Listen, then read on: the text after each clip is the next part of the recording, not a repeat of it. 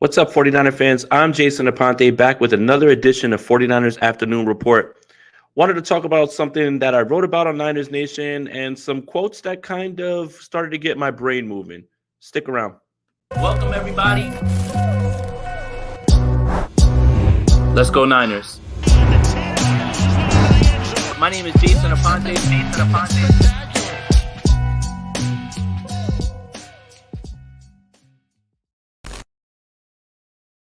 What's up, 49er fans? I'm Jason Aponte. Make sure you like this video, subscribe to the channel, hit that notification bell for when we go live. We are 2 days away from the NFL draft.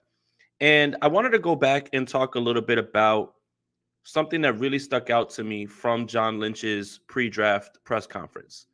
Yesterday, everything kind of felt matter of fact, and there were certain things that maybe you could take out of context or look at and say, this is what I got from this, and this is what I interpreted from this. But I read through the transcript, so I have exactly what was said, not a roundabout way of what he said, John Lynch, that is.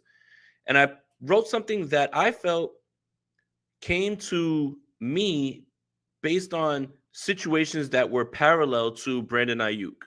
And I'm going to put it up on the screen. For you guys that haven't checked it out, it's available right now on Niners Nation.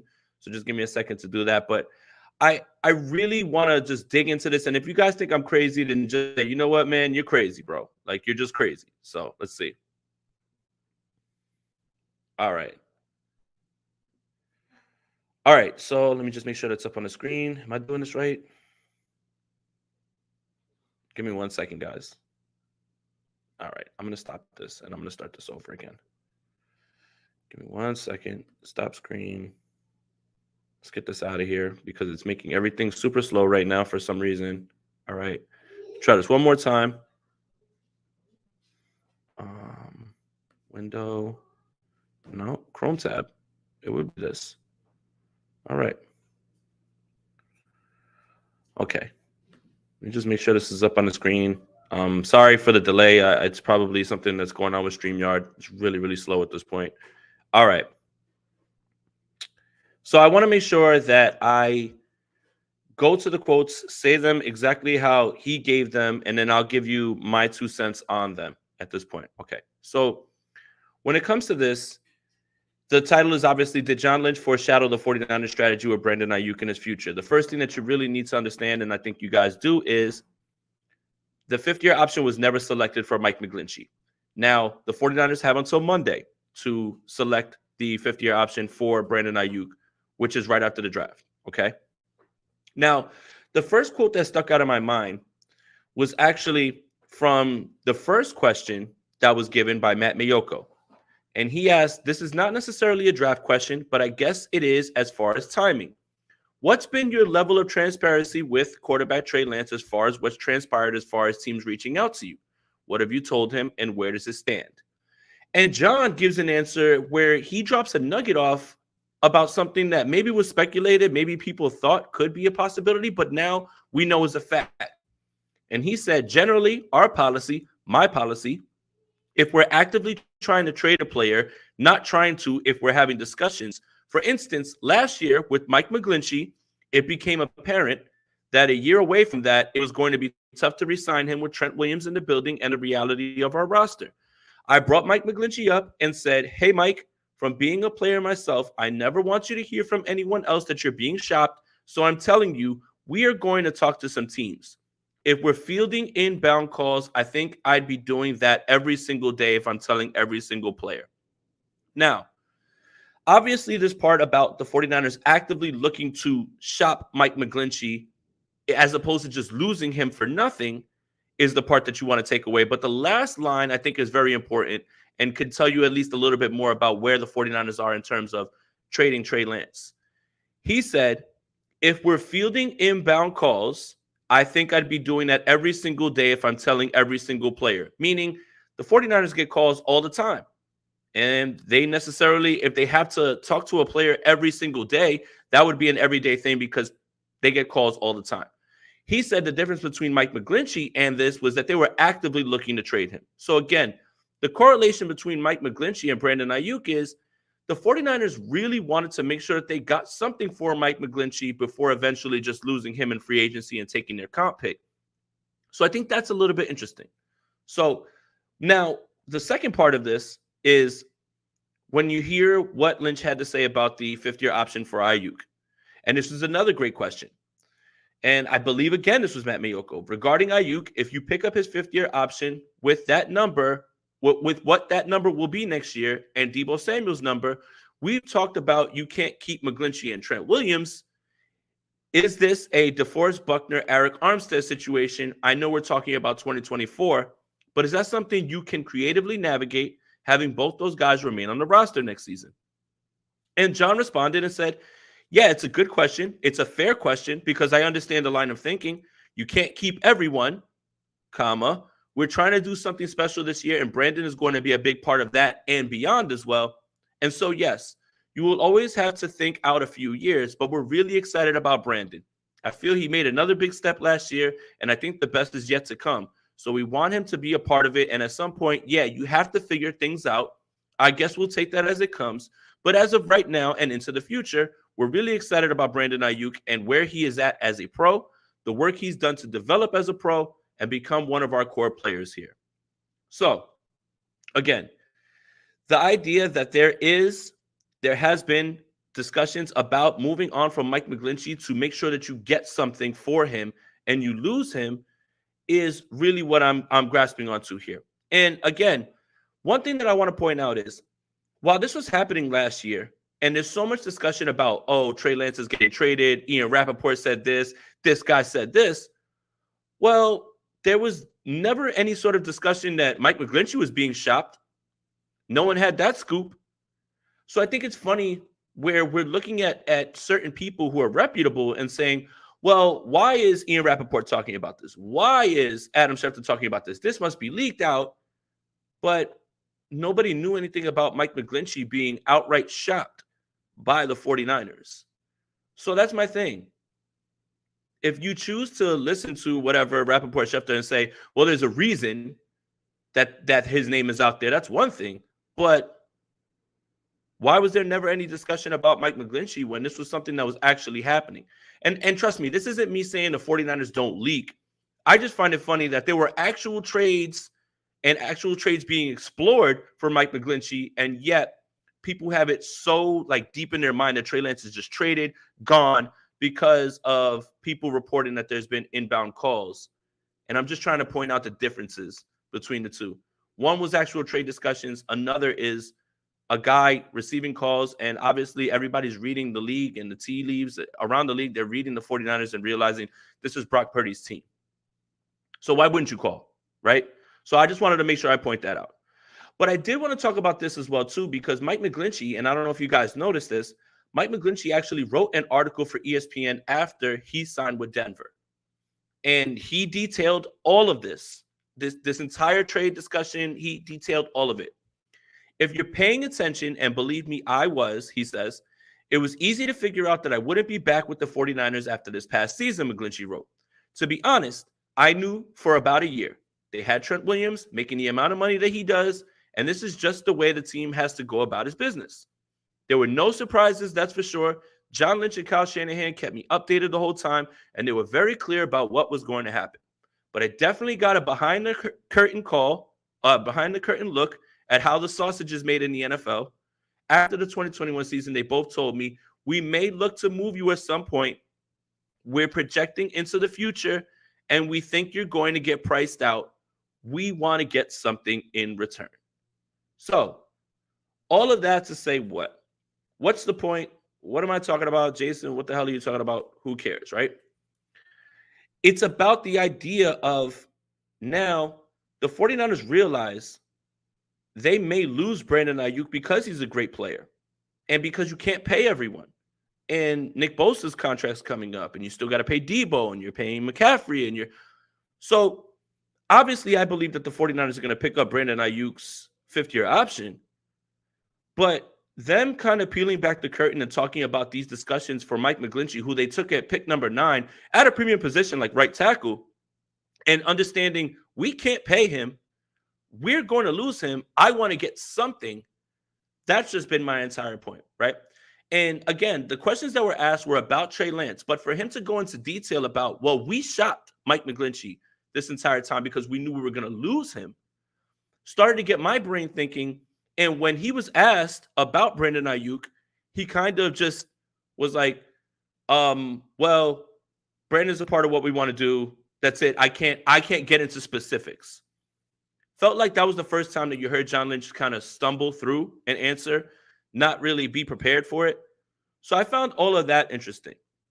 Now, look, is there a way the 49ers make this work and Brandon Aiyuk stays? For sure. For sure. But I think it's very interesting that someone, and we've got another instance of it where, again, in 2020, the 49ers moved on from DeForest Buckner. Obviously, that's a completely different situation in terms of cap space because of 2020 and COVID and all of those things. But I did find it interesting that there is a bit of a parallel here now with Mike McGlinchey and Brandon Aiyuk and realizing, yeah, we'd love to keep him. And the 49ers said so much like, in the offseason, yeah, we'd love to keep Mike. But I think they all knew the entire time that he was going to price himself out. At what point do you get that feeling about Brandon Aiyuk now and price him out? Now, look, I've said it multiple times. People don't like when I say it, but I'm going to say it again. If we're moving wide receivers, I'm moving Deebo Samuel. Deebo Samuel and Christian McCaffrey have similar skill sets. Brandon Aiyuk is a budding wide receiver one. I think he's a better route runner than Deebo Samuel. I think he's a guy that can continue to grow. Again, he's not in a pass-first heavy offense, even though he broke 1,000 yards for the first time this season. I would move Deebo Samuel, try to get that money off my books, and try to bring Brandon Aiyuk and keep him and get another complimentary piece for Aiyuk. Deebo and Christian McCaffrey are kind of, I don't want to say redundant, but they have similar skill sets. That's the best way I can put it. And Deebo Samuel's injured a lot. Brandon Aiyuk is evolving. And if you don't believe me, then look at the way that so many teams and so many other fan bases are evaluating Brandon Aiyuk while not being 49ers fans. 49ers fans know Brandon Aiyuk's a baller. But other teams are looking like, hey, that might be a talent that we can get, sign, and have as our wide receiver one. If they notice it, then that means he's doing a great job of budding right now in terms of as a star. So I'm not trying to downplay what Deebo Samuel has done. Deebo Samuel had a year where he had the entire 49ers team in his book bag. I get that. But he was injured again this year, injured the year before, injured a little bit in 2019. His money is huge. He has a big dead cap hit. And Brandon Aiyuk is younger. I feel a better route runner. And I would like to keep the youngster around as opposed to trade him and still continue to pay Deebo Samuel, especially when I feel that he has a similar skill set to Christian McCaffrey. So 15 minutes in almost, about 46 people in here. Thank you guys for joining me. I know you guys are probably on your lunch break, but make sure you like this video, subscribe to the channel, hit that notification bell for when we go live. Again, if you guys want to read what I wrote about John Lynch's comments that I'm correlating to Brandon Aiyuk's situation in which he was talking about Mike McGlinchey, check it out on Niners Nation. I think it's on the front page. And I'm sure the comments are saying nothing but glowing things that Jason Aponte is very smart and good looking and he's good. And yeah, all of those things. I mean, that comment section is nothing but nice and it's full of positivity. So you guys should definitely check that out as well too. So again, I'm listening to the way that they handled that situation. They handled the Mike McGlinchey situation looking like, I know we can't get it. We're not going to get a deal done with him. And we need to find a way to recoup something. Now, obviously, they didn't get that done. But at the same time, they definitely might employ a similar strategy to Brandon Aiyuk. So I'm just saying that. I'm just correlating situations, guys who have fifth-year options. Again, I fully expect by Monday after the draft is over, John Lynch is going to pick up Brandon Aiyuk's fifth-year option because he has until Monday. And that'll be that 1 year. But then after that, you have to get an extension done. So that's the part is the 49ers tried to recoup something and realized they couldn't. And then they just said that they felt their team was better with Mike McGlinchey on the roster and there's nothing that they could do and they're just going to go forward and play. And they did. And then they lost him. I don't know if the 49ers can bear to just lose Brandon Aiyuk because I just think he fits so well. He's grown in front of our eyes. He continues to be a person who year to year is taking leaps. I still think we haven't seen the ceiling for Brandon Aiyuk either. But there's a big argument to be made that we've seen the ceiling of Deebo Samuel because he literally did something that no other player has done in terms of production in that year. So to expect him to duplicate that, I think we have seen the ceiling. You obviously want to keep as many great players as you can, but as John Lynch said, you can't pay everybody. You can't, especially when you have to keep Trent Williams for at least 2 more years, keep this window open. Debo's under contract, Christian McCaffrey's under contract, Fred Warner's under contract. The reason that you're able to have all these high-end studs is because your quarterback room is so cheap. So you're not paying a quarterback, you're using it to fill in premium positions. And let's not forget Nick Bosa's next, who, by the way, John Lynch said that hotline's never been open. But I thought you guys listen on everybody. Apparently not. So that one got to kind of get walked back. But for me, the whole thing that I was trying to do, like, you look at the way that they talked about doing business, and he spoke clearly about keeping Mike McGlinchey in the loop and talking about him like, hey, we're going to look to move you because we want to get something for you. You're probably not going to be here. He played that entire season knowing that, basically. Why wouldn't they employ a similar strategy with Brandon Aiyuk if they feel that he's going to be out of their price range when you can't pay everybody? Now, I understand salary cap goes up, all of those things. Well, the 49ers are going to have a first-round pick next year as well, too. So, I mean, for now, who knows what they do, but they'll have a first-round pick next year, too. Those guys are going to be paid, pretty well, those first-rounders. And then you'll have a second. I think they have a second again, too, next year. So they're going to start to get back to where they're going to be paying for high draft picks again. What do you do? And I think that's all I'm really saying. I don't have a solution. I will tell you this. I do not want Brandon Aiyuk traded. I think we're just seeing the beginning of his growth. I think we're just scratching the surface when it comes to who he is as a player and how much he's developed. I think he can win on man, zone, press coverage, everything. He's shown that he not that anybody in this offense needs to be schemed open, but there are things that they do to get people open. I don't think Brandon Aiyuk needs that. I think he can just win on his own volition as far as a route runner. And I think that's something that is very important. So I don't know if the 49ers can just afford to keep him around if he's going to leave out. But I do think they should do everything that they can to keep him around because he is scratching the surface. He is that good. And I do believe in his talent in that way. And a lot of 49er fans do as well, too. But it is a business. It is a business. You understand there's only a certain amount of people that can be paid. Unfortunately, if they do decide to make a move like this, it's because they probably believe that they can't get a deal done with him in the future. And believe me, Brandon Aiyuk is going to have suitors. And people will overpay for a guy that is viewed as highly as we view him, as the league views him. Today, Justin Jefferson's 5th-year option was picked up. I mean, that's no shock. But Brandon Aiyuk is still in that class. CeeDee Lamb's 5th-year option was just picked up. I mean, I expect this to happen on Monday because that's how you lock in one more year at whatever the price is because he is a first-round pick. But then what happens? I mean, do you have a conversation with Brandon Aiyuk where you start to realize what he's going to be asking? What is he looking for? What's the ballpark? Then you start to crunch the numbers for next year. You've got Nick Bosa, who's probably going to get a deal closer to training camp where they'll sign him closer to training camp. He can go into camp with his new deal. The big cap hit won't happen until next year. Well, that's another sizable chunk of your cap that's going to be going to another player that obviously deserves to be paid. So this is going to be a tricky situation. Again, if I had to choose who should be traded, if you can make the numbers work, I trade Deebo before I trade Aiyuk. That's just my opinion. And you guys can yell at me and, say I don't know ball, whatever it is. That's fine. That's your opinion. And Deebo Samuel's a great player. But just give me the guy that I'm watching grow as a route runner. Doesn't necessarily need the scheme to get him open. Is growing day to day, showing more of a leadership role. You can really see Aiyuk growing as much as he can year to year. So almost 20 minutes in, almost 50 people in here. Make sure you guys like this video, subscribe to the channel, hit that notification bell for when we go live. Shout out to all you guys that are watching on your lunch break, whatever it is that you guys got going on the West Coast.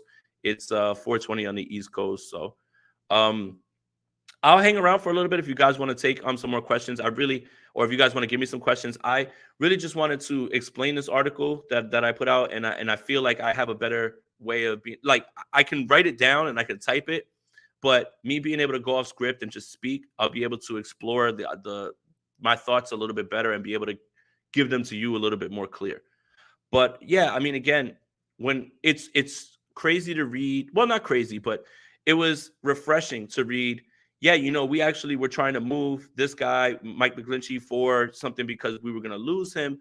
And it's refreshing to hear that actually be out there, because if we didn't know that, then we would have just said, oh, well, they were just stupid. Let him. But, again, you don't trade somebody who's a right tackle who was highly regarded by the league. Okay, guys, I know you're going to yell at me. Highly regarded by the league. So, yeah, let's see. Clarzar49 says, contract-wise, Aponte, is Aiyuk worth more than Debo? Well, you always have to remember this. Whenever a position player or a premium player, right, doesn't matter, quarterback, running back, whatever, whenever they sign their contract, they're the highest that's ever been paid. Then the next guy signs, and he's the highest. Then the next guy signs, and he's the highest.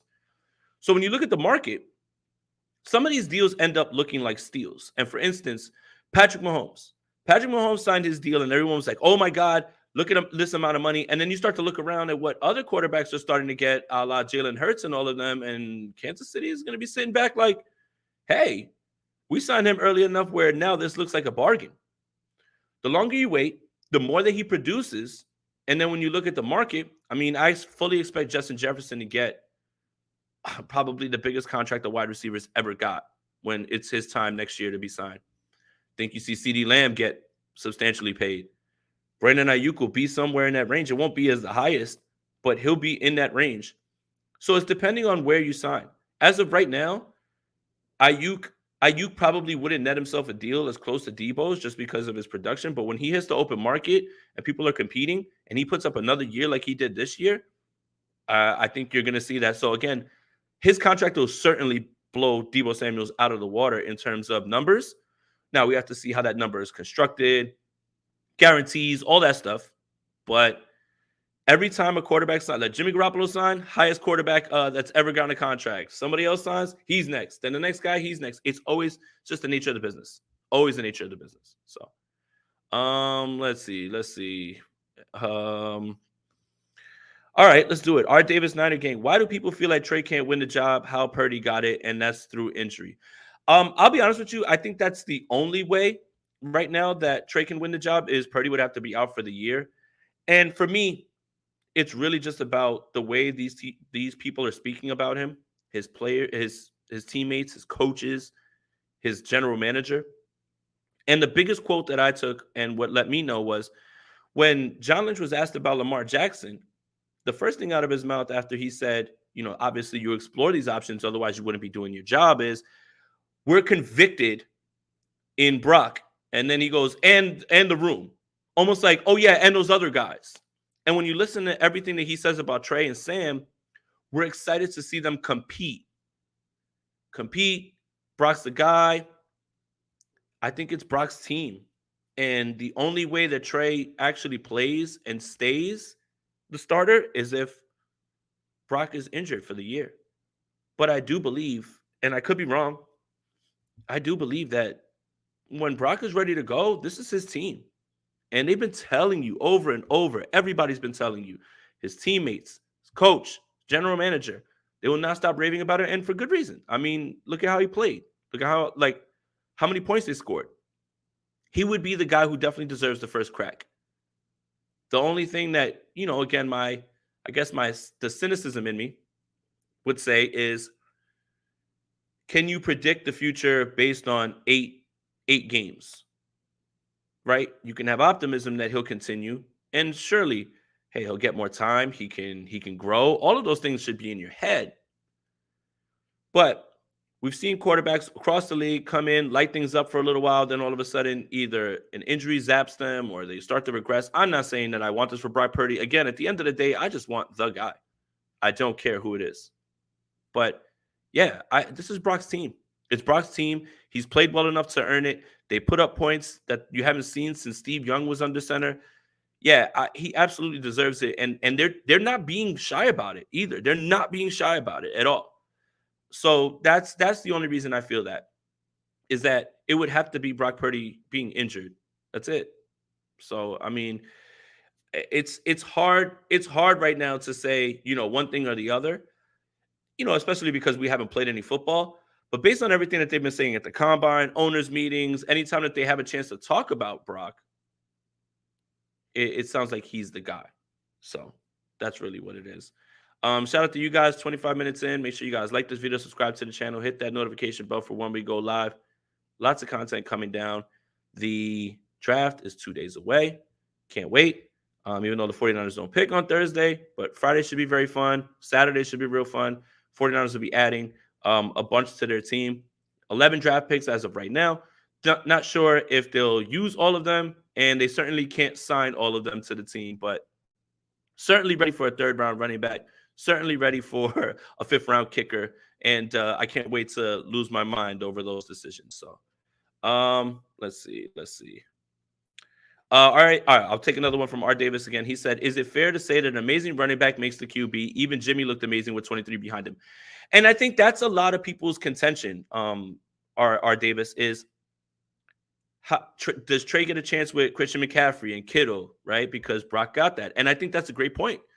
Jimmy did look great, with them. I mean, because they're great players. Christian McCaffrey was the real spark to the whole season, and Brock just gave them a little bit more, and that's when the offense really took off. But I do think that that's fair to wonder that. It is fair to wonder that. But again, if you're looking at the way that they're talking, it sounds like they're moving towards Brock Purdy. And again, I really can't argue that, especially with the way he's been playing. You just can't. So I get this part, though. I get this part. You'd love to see what he looks like in this offense with everybody. Aiyuk, Debo, Kittle, McCaffrey. You'd love to see that, right? You want to see what that's like, because what McCaffrey brought to the offense was straight up like an outlet for Jimmy Garoppolo, and every single person that played with Christian McCaffrey was much more comfortable. There was a lot of touchdowns that were thrown to Christian McCaffrey just in the flat, and he's doing his thing and he's out. So again, why wouldn't you want to see that with Trey Lance? So, but again, R. Davis, if he's healthy, if Brock Purdy's playing like he was last year, no doubt in my mind that he's going to be the quarterback one. I mean, I think that's another part of this conversation that people aren't willing to have. Oh, well, he's healthy. Just go. He can throw a football. Just go. Send him. But what if he's not like the guy that he was last year? Are you just going to keep leaning on the fact that he was just healthy? He has to continue to play the way that he played last year to keep the job. And I don't see why he wouldn't, right? From everything we've heard about his surgery, he certainly will gain his arm strength back. But crazier things have happened. And I don't understand why people aren't acting like that's somewhat of a possibility. That's my problem with it. But at the same time, man, he's got the locker room. He's got the players, the coach, the general manager. They're rolling with it, man. They're rolling with it. And again, what can you say? How can you argue that? How can you argue that? Almost 30 minutes in. Make sure you guys like this video, subscribe to the channel, hit that notification bell for when we go live. A lot of content coming down the pipeline. So let's see. Peyton, do you think they didn't officially announce Aiyuk's fifth-year option because of the small possibility of trading him? Yeah, maybe the small possibility, Peyton. I don't think he's going to get traded. I don't think so. I mean, I think they just have him. They have him very much in their plans this year. That's why he said we're building something big this year, and then he had to add on and beyond that. I think it would be really foolish to do that, especially when you can squeeze one more year out of Aiyuk. The interesting thing will be, can they get a sense of what they will get done with him as an extension later on? And that'll be the deciding factor, in my opinion. But if you want my conspiracy theory as to why Aiyuk's fifth-year option hasn't been announced, it's him and Kinlaw. So you come out on Monday with your press conference and you say, well, we picked up Brandon Aiyuk's fifth-year option, but we haven't picked up Kinlaw's. I think they have to talk to them still, and I think they're going to wait to the last minute. But they have to have a large conversation with Javon Kinlaw about why they're not picking up his fifth-year option, which I don't think they are. And you just don't want to be the one that hears it in the media. Meaning, like, if you're Javon Kinlaw and you're not at the building right now, you're doing whatever, you're rehabbing, you're looking, and you look on your phone, and it says, Brandon Aiyuk's fifth-year option has been picked up, and you were drafted how many spots higher than him, and Javon Kinlaw's has been declined, I don't think that's good business. So I think they're going to talk to them over the weekend. They're going to fill their team out with the draft. I think that's another thing that we really are losing sight of, is as much as they're about to add to the team, again, you have to look at the board. They don't know how many wide receivers are going to be adding, what they think of those guys, who falls in the draft, who they could possibly trade up for. I think that's another part of it, but I do think Monday you're going to get that announcement. They just have to fill in these draft spots, fill out this roster. They'll have a talk with Javon, and then Monday you'll get the announcement about Aiyuk's fifth-year option. I'd be shocked if they didn't pick up his fifth-year option, honestly. So Yeah, that's my little, conspiracy theory.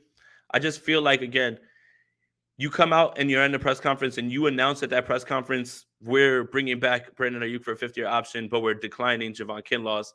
Kind of a bad look. And I mean, again, hard decisions need to be made, hard conversations need to be had. And certainly that's going to be one of the conversations. I don't think they're going to pick up Kinlaw's fifth-year option, but I think they're still in draft mode. They're going to fill out this roster, and then they'll get to that. They have until Monday. So I love this. Um, Jason, last minute gold signing or they draft Moody. I know you love talking about kickers. Um, I think they draft somebody, man. That's it. I think they draft somebody. So yeah, I don't like if they bring Gold back, then you cut Zane Gonzalez because Gold's not coming back to try out. But yeah, I saw what you did there. That's cool. Let's see. Brandon TV, I've been tracking 49ers prospect visits, and most of the visits are only defensive players. What is your take on it, Brandon? And also, anybody who's looking for the official tracker, Steph has it on her page. You can check it out. Brandon, here's the thing. The top 30 visits are 30 players. And a lot of people are like, well, you don't have none of these guys are going to be drafted. But you don't have 30 draft picks. And when you were listening to John Lynch talk, they said that they bring people in, they talk to people, they bring players in that they like, and he talked about not believing that Drake Jackson was going to be around a 61. And that completely changed it because they had 2 or 3 guys that they were really interested there. I think you do your due diligence there, take a drink on everybody, and you play the board out. One thing that I kind of learned when I was at the draft last year, and I believe it was Trey Wingo that I was speaking with. And I asked him, I said, Trey, I was like, you had, whatever the guy's name is that was saying that the Jets were offering number 9 for Deebo Samuel, whatever. And I asked him, I'm like, how credible do you feel that is? And he says, listen, nothing means anything until it does. And something doesn't always mean anything because it's draft season. And he told me a story about the Philadelphia Eagles. They flew out a running back prospect. They brought him for dinner. They brought him to the team facility. They showed him they had no intention on drafting him. None. Some of it is to throw people off your scent. Some of it is just making sure that you evaluate all your players that you like. But if you notice, again, 30 visits, the 49ers draft a few of those players, usually 4 or 5 of them. I think Jordan wrote a great article about that on Niners Nation. So I think they feel that they're set right now at certain positions on offense aside from offensive line. I mean, I think you can say that wide receivers are locked in, tight ends locked in, running backs are fine. Quarterback, we have 1, 2, 3 guys, right? And I think, again, defensively is really where I have more concerns than I do offensively. Offensively, it's offensive line, and nothing's good if the line isn't good. But edge and corner and safety, even linebacker, I think they have to look at all those things, and I think that's probably why you're seeing so many defensive guys. So, I mean, just my 2 cents on that. So, all right, let's see. What position do the 49ers draft first? I say wide receiver or O-line. Case, I think it really boils down to how the board's falling. I do expect, and you know what? I stole this from Steph. You guys should listen to the Bully Ball podcast that we put out today as well, too. Offensive line, edge, tight end. I don't know which of those 3, but and the wide receiver that's there, it would have to be somebody who's a hooper, like Jonathan Mingo, Xavier Hutchinson, who played with Brock Purdy at Iowa State.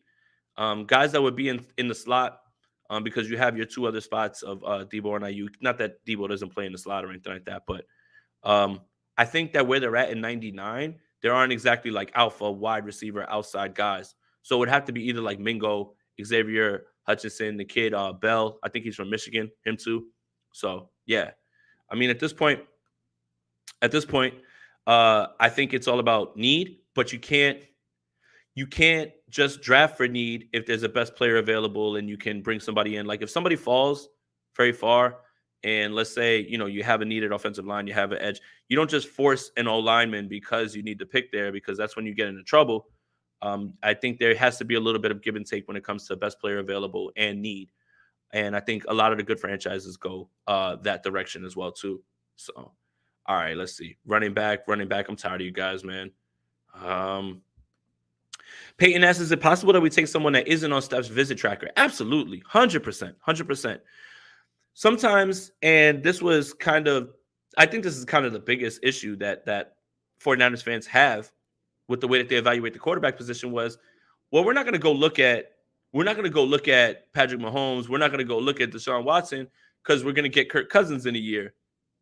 I think they kind of learned from that, but there are only 30 visits that you can have, top 30 visits. You can meet with guys at the Shrine Bowl. You can meet with them at the Combine, but as far as bringing them to your facility, top 30 doesn't mean top 30 pick, just means your 30 visits. I do think that there's absolutely a chance the 49ers draft somebody that they didn't bring in because there are only so many days that you can bring people in. Maybe your scheduling was off and you only have 30 spots. So I absolutely do think that, Payne. Absolutely.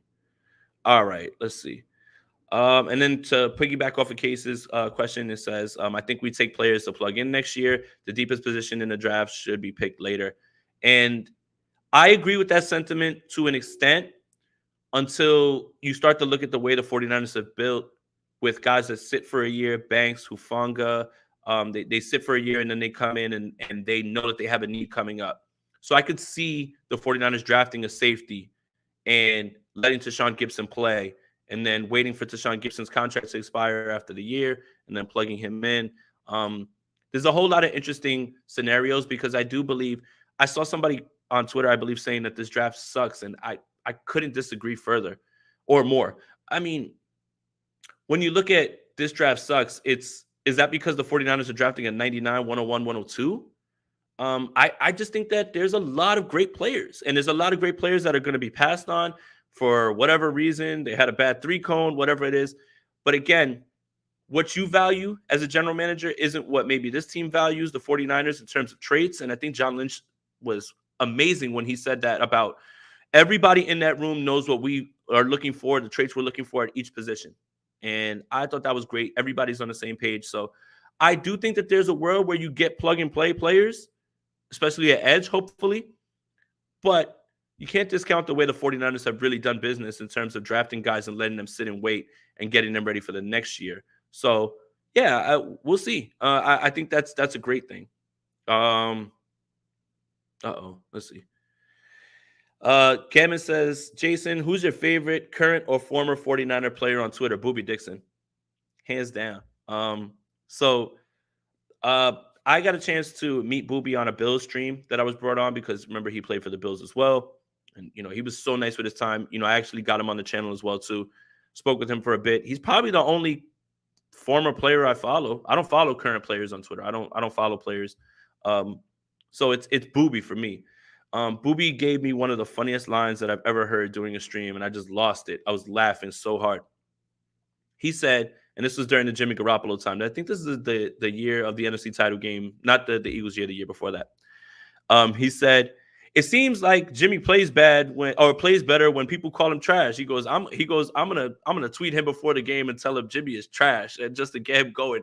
Oh, I lost it, man. Boobie is cool as hell. It told me so many great stories about, Harbaugh and Balky. They really didn't like each other. How much Frank Gore, no matter where he was, actually practiced. He was just a Sunday guy. Nobody could touch Frank, all of those things. And he talked about who picked Tony Montana. He said it was between him and I think there's another linebacker that really came up with it. It's just Boobie's just so nice, and he's really good with his time and all that stuff too, man. So Boobie Dixon for sure. That's definitely mine. Let's see. Tobias says, how many of the draft picks do you think we can fit into the 53-man roster? It's not that easy to sneak them into the training, to the practice squad without getting them picked up by another team. Yeah, for sure. That's why. So Tobias, that's kind of the give and take. 11 picks. You have your first and seconds next year again. Why don't you package some of these comp picks that you have because you're loading them up? You have more hires and you have more comp picks coming. Why don't we move up into the second round? Try to do all you can to get an impact player. You give 2 or 3 of those away this year. Well, it only makes it easier to fill out your roster. And then you can't forget either, Tobias. The 49ers do the undrafted free agent thing too. You're undrafted. We liked you. You were on the board. You slid. We signed you. So again, it's all about whatever the board is, whatever's going to be happening. But I do think that with 11 picks later on, especially, package a few of those comp picks, move up a little bit. You have a comp pick coming from Mike McGlinchey next year as well, too. They've already hit the maximum amount of comp picks they can have. So, yeah, I think this is the exact right time to trade up, especially if you see a player that can impact your team, like the comment earlier, right away. So, let's see. Oh, guys, please don't engage with the Rams people, please. We need all the youngsters to make the team so we have money for the stars. And that's the other thing, Randy, is when you're starting in the third round, that first contract in the third round and every round later is peanuts. I mean, consider this. Brock Purdy is not even a cap hit for the 49ers. He doesn't even qualify as one of the top 52 cap hits. So you've got a starting quarterback for your team. He doesn't even have a cap hit. When you look later and later in the draft, that's how you'll be able to sneak guys on. But again, hard decisions have to be made. This team is loaded. There's so many people at each position. You have to remember bringing in guys like Austin Bryant and Clelin Ferrell. Those guys are going to make the team. Kerry Hyder's back. It's where can you sneak them in? What position of need is it going to be? But yeah, as the draft goes on, those numbers go down drastically. You only would need about, I'm not a cap expert, $2 million to sign this entire class. So that's if they have all 11. But I don't think they should do all 11, in my opinion. So just Black Rams fans. Okay. And that's the thing. We look at this team and we're talking about the premise of the 49ers possibly looking to get some value for Brandon Aiyuk in case he leaves. But the reason that we have so many players that are top end are because of how cheap the quarterback room is. And I think that's what John Lynch was talking about with Lamar Jackson. Yeah, we explore that option, but we're very happy with where we are as a roster in terms of how we build the roster and the guys on the roster and the guys we can pay. When you have a top-end quarterback, you have to pay the top-end quarterback. But that's a whole other discussion for another day about how top-end quarterbacks can affect your team in terms of lifting them to win, but also taking away your spending value at premium positions as well, too. So, oh my goodness, man. You guys are going back and forth. Luke Luna says, I'm excited to see what moves we make and who we add. Love it. Yeah, this is the best part of the year, man. At least for the rest of this week, we don't have to worry about quarterback questions, anything like that. We can get into full-on draft. Look at how the board falls. I'm excited to see who goes in the first round. After watching a ton of players that wouldn't be in the rounds that the 49ers draft, I want that again. I want next year to be able to have a first round pick and try to get some blue chip talent. So the draft's exciting, man. It's really exciting. So, all right. And then R. Davis says, your take on the Toothless Warrior, NDSU, Cody Mauch. His stock is going through the roof. People love him, his versatility. He fits right with the Niners in terms of playing guard, playing center, being able to do whatever it is. But I don't think the 49ers are going to get him. But people really like him. Brad loves him, man. But again, it's lineman. Brad's always going to lean towards lineman. Don't tell him I said that. Let's see. I don't know what's going on. That's a fake Remilio Sports profile. I don't care if it is or if it isn't. I'm not saying anything to him. So, all right. Randy said, the Niners are going to pull some unknowns out of nowhere that we haven't seen in mocks. That's the other thing. Mocks are only as good as the day that they're printed. Tomorrow, I think we're doing State of the Franchise. We're going to do one last mock. That's it. So, Brandon TV, trade comp picks for Brian Burns. Man, take one of those first round picks and move for Brian Burns, man. You know that Brad would be all over that.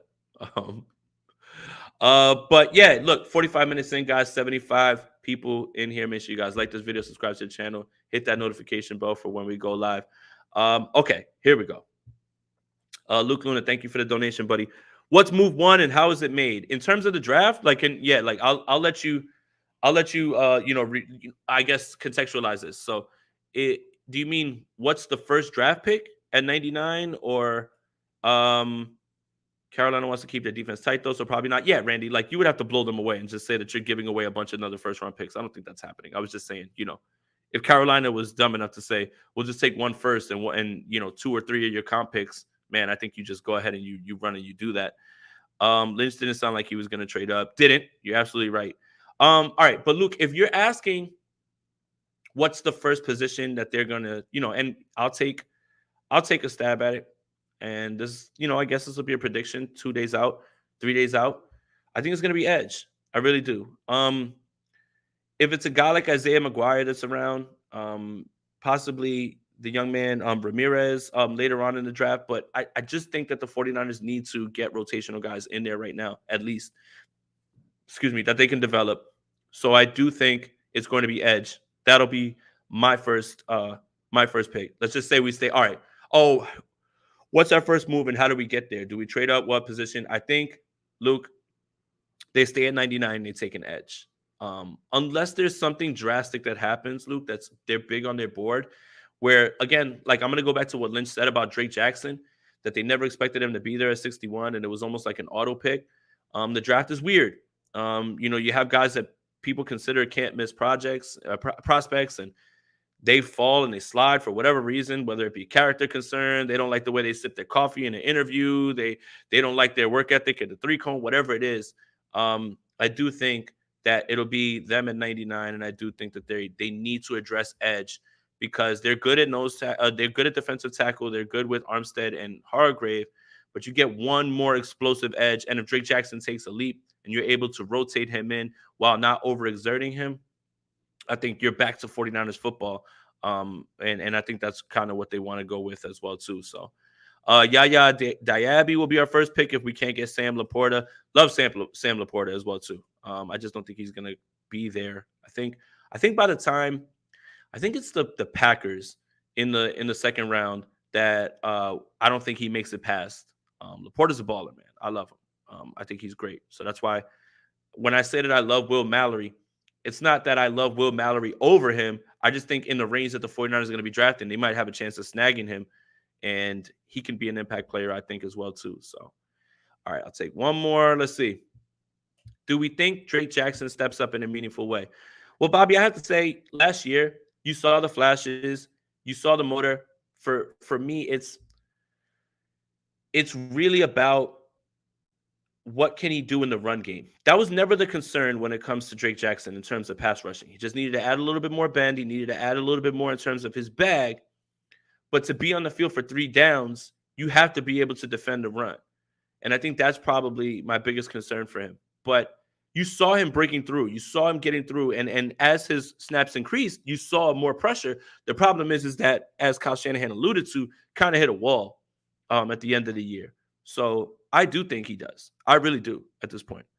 And Randy, I don't know, man. And you can, again, this is the best part about the draft process. I'm not big on Schumacher. I think he's a run blocking tight end.